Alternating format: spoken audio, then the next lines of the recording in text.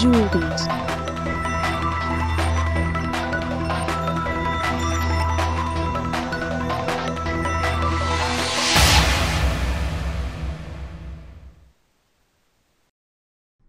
Hi నా పేరు శివ. మనం లాస్ట్ వీడియోలో బ్రేక్ స్టేట్మెంట్ గురించి చూస్తున్నాము. బ్రేక్ని ఎట్లా యూజ్ చేసుకోవచ్చు అనేది మనం లాస్ట్ వీడియోలో చూస్తున్నాము. Break can be used as a form of go to, break can be used to exit nested loops, break can be used as coming out of switch statement అనేది మనం లాస్ట్ వీడియోలో చూస్తున్నాము. మనం ఈ వీడియోలో వచ్చేసి will discuss about the continue statement అనమాట. Continue is a keyword. ఇది ఏం చేస్తుంది అంటే, say for example you want to stop a particular iteration in a loop. Break అనేది ఆ లూప్ మొత్తాన్ని బ్రేక్ చేసేస్తుంది. కానీ కంటిన్యూ అనేది ఓన్లీ ఆ ఇటరేషన్లో. సే ఫర్ ఎగ్జాంపుల్ లూప్లో there could be multiple iterations. ఇక్కడ చూస్తే మనకి ఫర్ లూప్ ఉంది. దీంట్లో i=1 నుంచి i=5 వరకు వెళ్తుంది. అంటే ఏంటి, i=1కి 2కి 3కి 4కి దెర్ ఆర్ 4 ఇటరేషన్స్ అన్నమాట. బ్రేక్ వచ్చేసి ఆ మొత్తం లూప్ అంతా బ్రేక్ చేసేస్తుంది. So there won't be any more iterations. Continue advantage ఏంటంటే it will only stop a particular iteration. So ఇప్పుడు i=1 నుంచి 5 వరకు వెళ్తుంది కదా. So if you want to stop only second iteration but third and fourth iteration we want to continue అనుకో, అటువంటప్పుడు we could use this continue అనమాట. So దీనివల్ల advantage వచ్చేసి మనకి కొన్నిసార్లు if conditions, unnecessary if conditions అన్నీ రిమూవ్ అయిపోతాయి. So here I have written a program basically for లూప్లో. Then we put processing whatever number, and then ఒకవేళ ఆ నెంబర్ కానీ ఆడ్ అయితే we are saying continue. When you say continue, anything below that continue will not be executed for that particular iteration అనమాట. So when you say continue here, ఆ కింద ఉన్నది continue తర్వాత ఉన్న ఎన్ని స్టేట్మెంట్స్ ఉన్నా కానీ అవి ఎగ్జిక్యూట్ కావు. సో ఇక్కడ ఈ ప్రోగ్రామ్ రన్ చేసి చూస్తే మనము i=1 నుంచి i<5 వెళ్తుంది. సో ఫస్ట్ i=1 కాబట్టి ప్రాసెసింగ్ 1 అని ప్రింట్ అయింది. తర్వాత 1/2 = 1, 1/2 1 కాబట్టి దట్ =1 కాబట్టి ఆడ్ ట్రూ అయింది. So if odd is true we are calling continue. So if it is continue then this line see or this i is even అనేది print కాదు అసలు, right. Then what will happen, then i++, అంటే ఇది continue కాకపోయినా iteration మాత్రం అట్లనే increase అవుతుంది. So i++ అవుతుంది కాబట్టి i వాల్యూ 2 అవుతుంది. Then it will print processing 2, then 2/2 = 0, 0 ≠ 1 కాబట్టి ఆడ్ ఫాల్స్ అవుతుంది. సో కంటిన్యూ అనేది ఎగ్జిక్యూట్ కాదు. సో 2 ఈజ్ ఈవెన్ అని ప్రింట్ చేస్తుంది, 2 ఈజ్ ఈవెన్ అని ప్రింట్ చేస్తుంది. తర్వాత మళ్ళీ i++ యాజ్ యూజువల్ అవుతుంది. సో 2 వాల్యూ 3 అవుతుంది. So it will become processing 3. Then it will say 3/2 is 1, so odd is true. So it will continue. So this guy will not get printed, 3 is even అనేది print కావట్లేదు. Next i మళ్ళీ 4 అయినప్పుడు processing 4 print అవుతుంది. Then 4/2 is = 1 కాదు కాబట్టి continue అనేది call కాదు. Then 4 is even అని ప్రింట్ చేస్తుంది.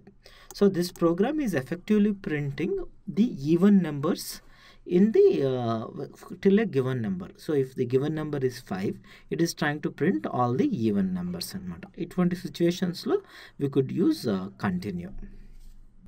ఈ కంటిన్యూ స్టేట్మెంట్ని కొద్దిగా బెటర్గా అర్థం చేసుకోవడానికి will look at one more program. Basically will call it print 3 multiples, or we'll call it classify 3 multiples, right? We'll call that class as classify 3 multiples. అది ఏం చేయాలి అంటే, అదన ఒక ఇన్పుట్ నెంబర్ ఇస్తే ఆ ఇన్పుట్ నెంబర్ వరకు ఉన్న ప్రతి నెంబర్ని క్లాసిఫై చేసి ప్రింట్ చేయాలి. సే ఫర్ ఎగ్జాంపుల్ ఒకవేళ ఇన్పుట్ నెంబర్ 15 అనుకో, 15 వరకు ఉన్న ప్రతి నెంబర్ అంటే 1 వచ్చేసి ఆడ్ నెంబర్, ఆడ్ అయితే ఓ అని ప్రింట్ చేయాలి. ఒకవేళ 2 అయితే ఈవెన్ నెంబర్ కాబట్టి ఈ అని ప్రింట్ చేయాలి. ఒకవేళ if it is add and odd number అయితే ఓ అని ప్రింట్ చేయాలి. నెక్స్ట్ 3 వచ్చింది కదా, it is add and it is also divisible by 3 కాబట్టి ఓ ఎక్స్ ప్రింట్ చేయాలి. నెక్స్ట్ 4 వచ్చేసి ఈవెన్ కాబట్టి ఈ ప్రింట్ చేయాలి. 5 ఈ ఆడ్ కాబట్టి ఓ ప్రింట్ చేయాలి. And if you go to 9 then it is divisible by O, it odd కాబట్టి O print చేయాలి. డివిజిబుల్ బై 3 కాబట్టి ఎక్స్ ప్రింట్ చేయాలి. అండ్ డివిజిబుల్ బై 9 కాబట్టి వై కూడా ప్రింట్ చేయాలన్నమాట. సో అటువంటి ప్రోగ్రామ్ రాసి చూద్దాం. సో దానికి ఏం చేస్తున్నానంటే ఒక ఫర్ లూప్ తీసుకున్నాను. For int i equal to 1, i less than say 10 వరకు ట్రై చేద్దాం. I plus plus first of all will take if at all if the number is even, then we want to print something, right? Boolean even equal to I modulus 2 equal to 0. So this will find if the number is even kada. So అందుకోసం ఏం చేస్తామంటే if even, then we'll simply print system.out.print of ఈ అని print చేస్తాను even కాబట్టి. దీనికంటే ముందు నేను ఏం చేస్తానంటే కొద్దిగా స్పేస్ ఇచ్చి system.out.print ఆఫ్ నెంబర్ కూడా ప్రింట్ చేస్తాను. ఏ నెంబర్కి ఏ క్లాసిఫికేషన్ అని తెలుసుకోవడానికి. ప్రింట్ ఎలా యూజ్ చేస్తే ఎక్కువ లైన్స్ అయిపోతాయి కాబట్టి ఐఎమ్ జస్ట్ యూజింగ్ ప్రింట్ అనమాట. ఒకవేళ ఈవెన్ నెంబర్ కాదు అనుకోండి, then we want to print odd కాబట్టి so I will simply say system.out.print of O. Next మనం చేయాల్సింది ఏంటంటే ఇది రన్ చేసి చూస్తాము. సో మనకేంటి 1 నుంచి 10 వరకు వెళ్తుంది కాబట్టి 1O 2E 3O 4E ఇట్లా ప్రింట్ అయింది.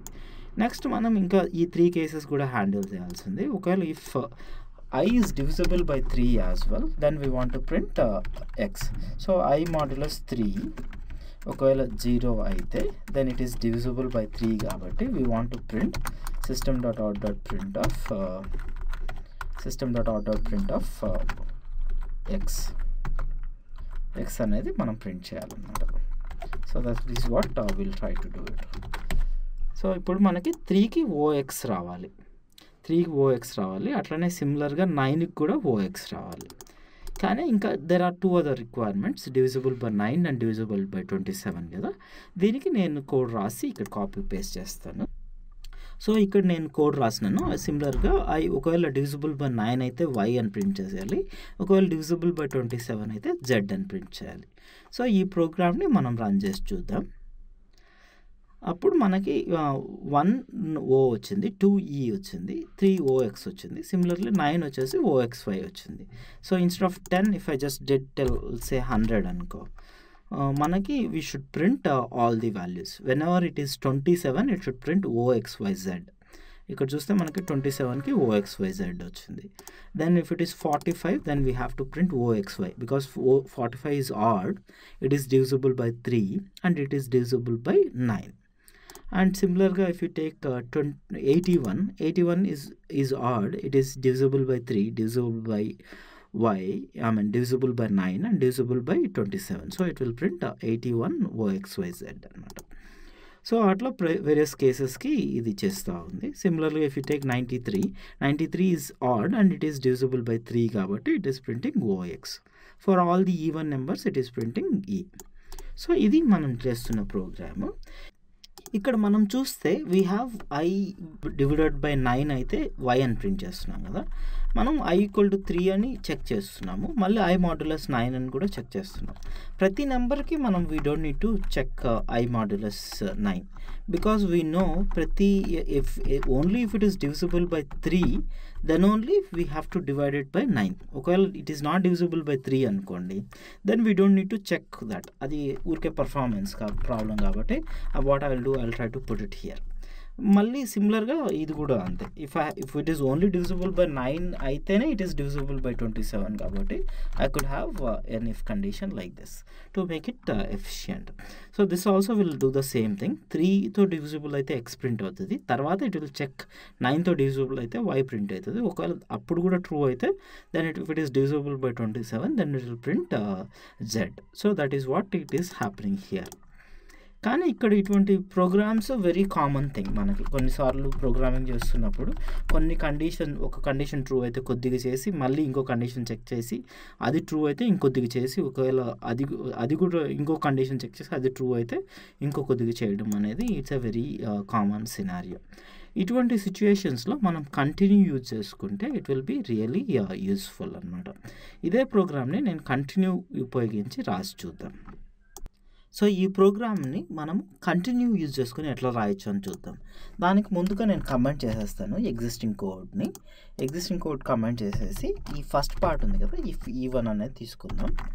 ఇక్కడ ఏం చేస్తానంటే ఒకవేళ ఈవెన్ నెంబర్ అయిందనుకోండి, then we don't need to do anything else. So వాళ్ళు సింప్లీ సే ఒకవేళ ఈవెన్ అయితే అని ప్రింట్ చేసేసి దెన్ ఐ విల్ కంటిన్యూ. మిగతా చెక్స్ అన్నీ చేయాల్సిన అవసరం లేదు కాబట్టి I will say continue. Next ఏం చేద్దాము, ఈవెన్ కాదు కాబట్టి కంటిన్యూ అంటున్నాం కాబట్టి ఇక్కడికి వెళ్ళిపోయింది కాబట్టి, so simply I will simply print system.out.print of O. Even అయితే ఎట్లా కంటిన్యూ అయిపోతుంది. So anything below continue will not get executed కాబట్టి we don't need to check else అని పెట్టాల్సిన అవసరంలో. I simply say system.out.print of O. తర్వాత ఒకవేళ if it is not divisible by 3 అనుకో, then if it is not divisible by 3 అయితే then I will continue, because if it is only divisible by 3 అయితే we have something to do, otherwise there is nothing to do. So I will simply say if not divisible by 3 then I will continue. అప్పుడు ఒకవేళ if it is divisible by 3 అనుకుంటే continue అంటే next statement execute కాదు కాబట్టి, so then I will simply put x అనమాట. సిమిలర్గా if it is after that if it is not divisible by 9 there is nothing else to do కదా. ఒకవేళ 3తో divisible అయితే, 3తో డివిజిబుల్ కాకపోతే నథింగ్ ఎల్స్ టు డూ వెళ్ళిపోతుంది. ఒకవేళ 3తో డివిజిబుల్ అయితే ఎక్స్ ప్రింట్ అవుతుంది. కానీ తర్వాత if it is not divisible by 9 అనుకోండి, then there is nothing to do కాబట్టి we'll simply continue for this guy also. Right, I will say continue and simply say system.out.print of y. తర్వాత వచ్చేసి ఒకవేళ తర్వాత మళ్ళీ 27తో డివిజిబుల్ కాలేదనుకో, there is nothing to do కాబట్టి విల్ సింప్లీ సే కంటిన్యూ.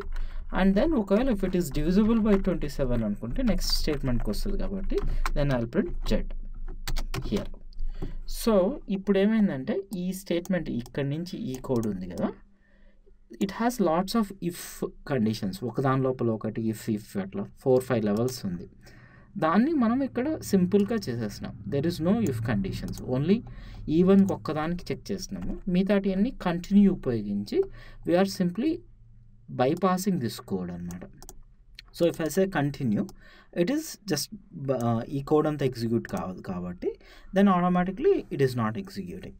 ఇక్కడ అదే కానీ మనం రివర్స్లో రాసి ఇఫ్ ట్రూ అయితే ఇది చేస్తున్నాం, ఎల్స్ కాబట్టి if it is not true then nothing will get executed and it will go to the end అనమాట. సో ఇటువంటి సిచ్యుయేషన్స్లో మనం కంటిన్యూ యూజ్ చేసుకుంటే you can avoid this if blocks and indentation, అంటే ఒకదాని లోపల ఒకటి అట్లా క్లారిటీ మిస్ కాకుండా రాసుకోవచ్చు కంటిన్యూ యూజ్ చేసుకుంటే. మనం ఈ వీడియోలో కంటిన్యూ గురించి డిస్కస్ చేస్తున్నాము. Continue is used to stop A particular iteration of a loop అనేది తెలుసుకున్నాము.